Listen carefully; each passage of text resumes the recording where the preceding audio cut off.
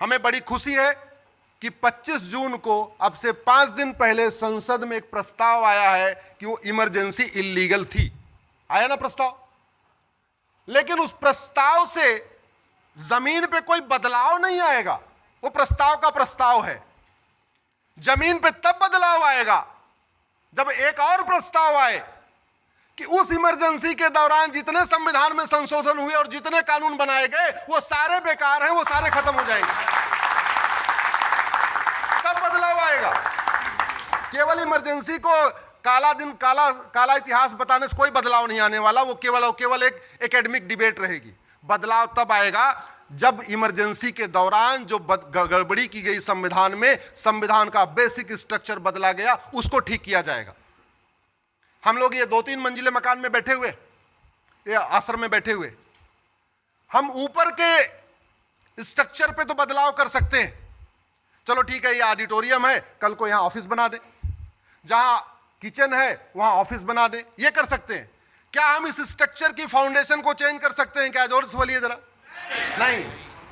ऐसे ही भारत का संविधान में आप संशोधन कर सकते हैं, संविधान के बेसिक स्ट्रक्चर में आप बदलाव नहीं कर सकते। और संविधान का बेसिक स्ट्रक्चर क्या है? उसको प्रीएम्बल कहते हैं।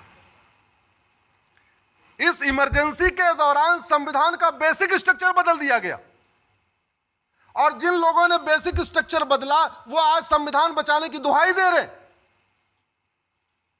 केवल इमरजेंसी को काला अध्याय बताने से कोई फर्क नहीं पड़ेगा। फर्क तब पड़ेगा जब इमरजेंसी के दौरान जो संविधान का बेसिक स्ट्रक्चर बदला गया, प्रीएम्बल बदला गया, जो सेकुलर शब्द जोड़ा गया, उसको निकाल दिया जाए, तब फर्क पड़ेगा। इसको हमने सुप्रीम कोर्ट में चैलेंज किया है, मैंने चैलेंज किया है, विष्णु शंकर जैन जी ने चैलेंज किया हुआ है। और यह बदलना क्यों जरूरी है सुरेश जी? 13 दिसंबर 1946 को प्रीएम्बल पे चर्चा हुई। 22 जनवरी 1947 को फिर प्रीएम्बल पे चर्चा हुई और एक मत से प्रीएम्बल पास हो गया। और यह कहा गया प्रीएम्बल बदला नहीं जाएगा, प्रीएम्बल हमारा बेसिक स्ट्रक्चर है, प्रीएम्बल हमारा गोल्डन गोल है। प्रीएम्बल को अचीव करने के लिए संविधान में जो बदलाव करना है करना, प्रीएम्बल को नहीं बदलेंगे। 15 नवंबर 1948 को प्रोफेसर केटी शाह ने एक अमेंडमेंट मूव किया प्रीएम्बल में सेकुलर शब्द जोड़ने के लिए, वो रिजेक्ट हुआ। 3 दिसंबर 1948 को प्रोफेसर केटी शाह ने दोबारा एक अमेंडमेंट मूव किया सेकुलर शब्द जोड़ने के लिए, वो रिजेक्ट हुआ। 6 दिसंबर 1948 को लोकनाथ मिश्रा ने कहा यह प्रीएम्बल बहुत खतरनाक है, यह भारत का कॉन्सेप्ट नहीं है, यह बिल्कुल नहीं जोड़ना चाहिए। 17 अक्टूबर 1949 को फिर से प्रीएम्बल पे एक अमेंडमेंट आया, वो रिजेक्ट हुआ। यानी 3 बार सेकुलर शब्द को संविधान सभा ने रिजेक्ट किया था, तब हमारा यह प्रीएम्बल बना था। 26 नवंबर 1949 को संविधान स्वीकार हुआ, उसके बाद हमारा रिपब्लिक डे मनाते हैं। 1946 में 7 में गोलकनाथ केस में सुप्रीम कोर्ट ने कहा कि प्रीएम्बल संविधान का बेसिक स्ट्रक्चर, इसको बदल नहीं सकते।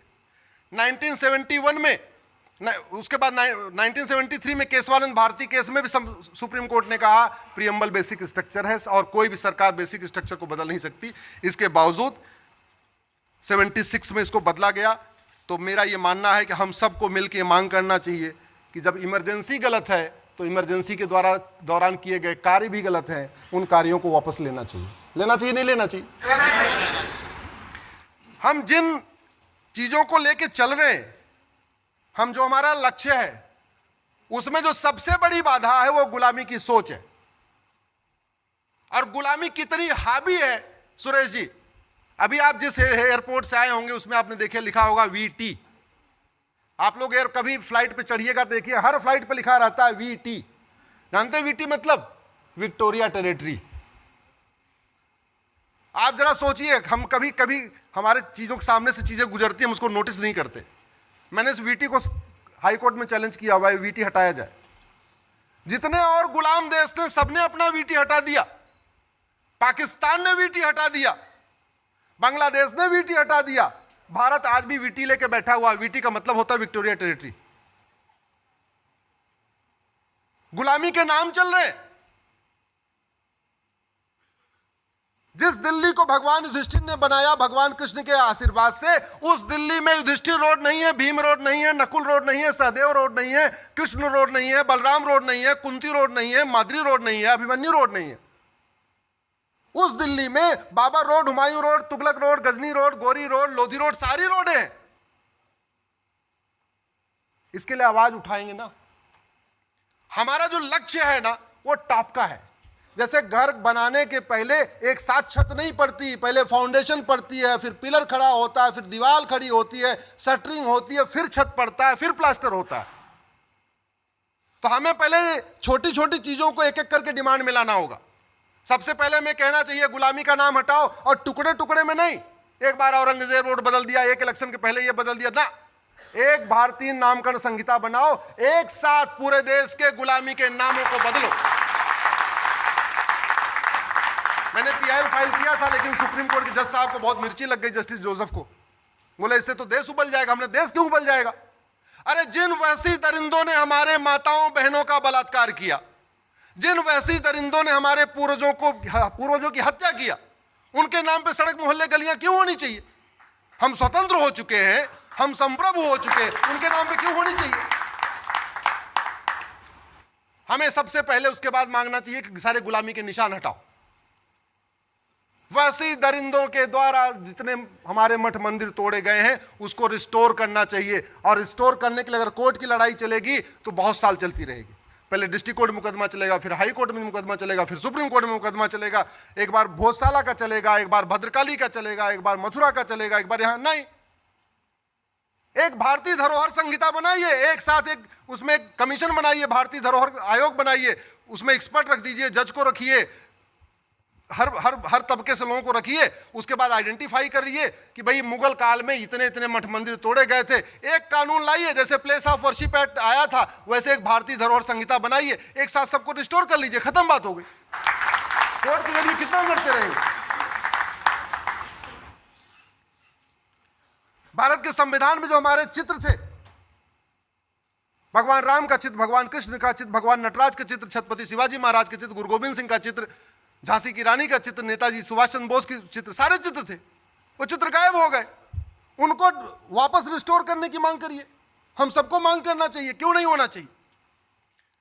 सुरेश जी, चैप्टर 15 इसका चुनाव से रिलेटेड है। वो सारे चित्र कितने महत्वपूर्ण है उसका एक आपको एग्जांपल देता हूं। तो चैप्टर 15 में उन्होंने किसका चित्र रखा? छत्रपति शिवाजी महाराज और गुरु गोविंद सिंह का रखा। मैसेज क्या था? मैसेज यह था कि सारी पॉलिटिकल पार्टियां छत्रपति शिवाजी महाराज और गुरु गोविंद सिंह के रास्ते पे चलेंगी, और वोट देने से पहले छत्रपति शिवाजी महाराज और गुरु गोविंद सिंह के बलिदान को याद करेगा, उनको याद करेगा, और यह देखेगा कौन सी पॉलिटिकल पार्टी सबसे बढ़िया ईमानदारी के साथ उनका काम कर रही है, उसको वोट करेगा। लेकिन निकाल दिया। हमें ये कहानी नहीं पता, हमें ये बात ही नहीं पता। न स्कूल में पढ़ाया जा रहा है, न भारत में कहीं लॉ कॉलेज में पढ़ाया जा रहा है, कहीं पढ़ाया नहीं जा रहा है। बाबा साहब अम्बेडकर ने कहा था संस्कृत हमारी राष्ट्रभाषा होनी चाहिए, नहीं हुआ। इसी तरीके से मठ मंदिरों को कंट्रोल किया, मजार मस्जिद दरगाह कंट्रोल नहीं किया।